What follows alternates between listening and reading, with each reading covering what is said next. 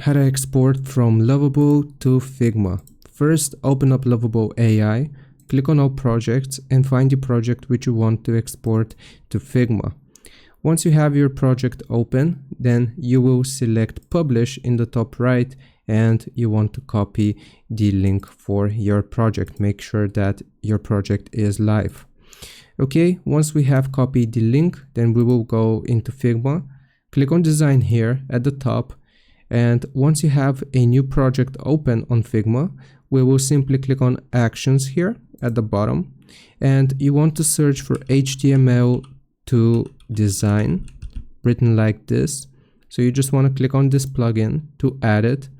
And once you have the plugin open, then right here, you will be able to paste your link. I've just pressed Ctrl+V to paste it, and you can click on import. Now you can customize this to your needs and just click on proceed, and it is going to load the project which we have from Lovable, just like that. If we click on OK, we can close this, and now as you can see, we have our Lovable project added to Figma.